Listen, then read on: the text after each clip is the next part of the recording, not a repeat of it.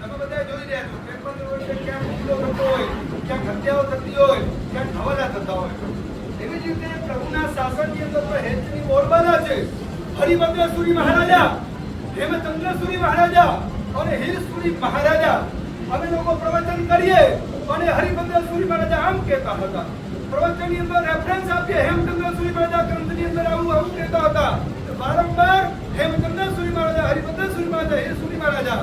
વર્તમાન શાસનની અંદર કપના ક્ષેત્રની અંદર પણ હેતની બોલબાલા છે. હેમવલ્લભ સુરી મહારાજા, તમને બધાને ખબર છે, જીવનભર આંબેલ. હંસરત્ન સુરી મહારાજા 6 વખત 180 આંબેલ કર્યા, ઉપવાસ કર્યા.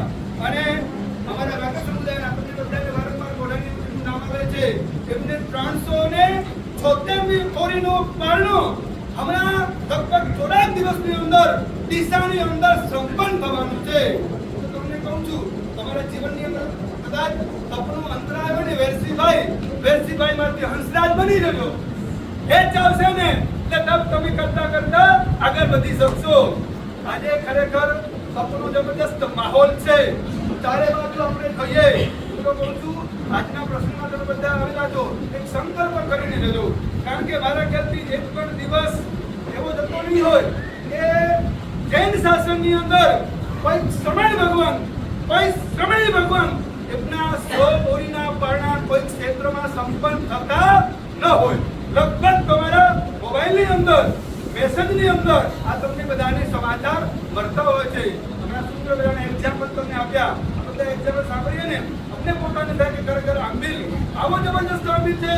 100 ઓરી, 200 ઓરી, 500 ઓરી અને 600 ઓરી. આ તો જિંદગીમાં પહેલી વખત હાર્દિકના મોઢાથી સાંભળ્યું. અમને પોતાને ખબર નહોતી કે મહાપુરુષે જીવનની અંદર 6 વખત 100 ઓરી કરી છે. આ જૈન શાસન છે. બાકી તો મુંબઈની અંદર ખાઉલા ગલીમાં તમે જાઓ અને લાઈનમાં ઉભા રહો, એવો જમાનો ચાલે છે. ત્યારે અમારા સવડી ભગવાન તો હજુ તો આજે 100 ઓરીનું પારણું છે. ગઈકાલે સાંજના એક પરિવાર આવેલો, એક શ્રમણી ભગવાન આવેલા, એમનો પરિવાર ગચ્છાથી બદલીને વિનંતી કરી કે ગુરુદેવ, ચોમાસા પછી અમારા બેન મહારાજ આપના સમુદાયની અંદર સાધના કરી રહ્યા છે. એમની 98 ઓરી ચાલે છે અને 100મી ઓરીનો 99મી ઓરી ચાલે છે. અને ઈશ્વર એપાર્ટમેન્ટની અંદર સંસારી એમના બંધુ ભાઈ રહે છે. એમની વિનંતી કરી અમારા અશોકનગરના આંગણે ચોમાસા પછી અમારી બેન મહારાજનો 100 ઓરીનો પારણો સંપન્ન થાય એવી અમને આજ્ઞા આપો. હજી તો એક સાધ્વી ભગવાનના 100 ઓરીના પારણા થયા નથી. આવા તો 2-3 લાઈનમાં છે.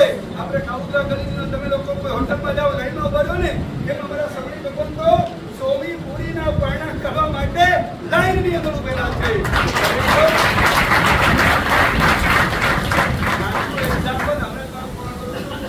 ભાઈ 70 વર્ષથી પહેલા ઘટના બની છે. એ વખત મારા ઘરે એમને ટીબીનો રોગ, ઘણી દવાઓ કરી, ઇવન વિદેશના ડોક્ટરો સાથે દવાઓ કરી, પરંતુ એમાં ક્યાં સફળતા ન મળી. પછી એક વખતે ભાઈ ચેમ્બુરની અંદર મંદિરમાં ગયા હતા. મહાત્મા બિરાજમાન હતા. એમના વંદન કર્યા અને મહાત્માને પૂછ્યું, કારણ કે સંસારી કંઈક પણ તકલીફ આવે તમે ક્યાં જાઓ? મંદિરમાં જાઓ. એ ભગવાન તો કઈ બોલતા છે નહીં. પછી ઉપાશ્રયમાં આવો. મહાત્માએ કહ્યું કે આવી સ્થિતિ છે, બધા ડોક્ટરો, હકીમો, વૈદ્યો બધા પાસે જઈ આવ્યો, પણ બધાએ હાથ ઊંચા કર્યા, કોઈ દવા નથી, કઈ દવા બતાવો. મહાત્માએ એમને કહ્યું કે પુણ્યશાળી તું વર્તમાન તપનો પાયો ના. એની લાગુ કઈ વાંધો નહીં. એને કહેવાય કે વર્તમાન તપનો પાયો ખબર હતી નહીં. એને વર્તમાન તપની વિધિ જાણી, વર્તમાન તપનો પાયો નાખ્યો અને એને આંબેલ ચાલુ કર્યા. 5 ઓરી પૂરી થઈ, 6મી ઓરી, 7મી ઓરી, 10મી ઓરી થઈ અને પોતાના રોગની અંદર 50% ફાયદો થયો. સારું લાગે છે, બહુ સારું લાગે છે. અને એ ભાઈ આગળ વધ્યા. 10, 15, 20, 25, 30, 35, 40, 45, 50, 60, 70 ઓરી નોન સ્ટોપ એમને આંબેલ કર્યા. લગભગ 50 ઓરી થઈ અને એટલા મૂકી કે રોગ સાધ્ય કહેવાતો એ વખતે સમયની અંદર આંબેલના કપના પ્રભાવથી એમનો રોગ નાબૂદ થયો. અને સારી 80 ઓરી સાથે થઈ. જીવનની અંદર મારા ખ્યાલથી સાથે પ્રકૃતિ કર્યા અને ભાઈ સ્વાગતના હતા. કારણ કે મારો સંજય બોલો કે એમના સ્વાગત છે. અને સ્વાગતની અંદર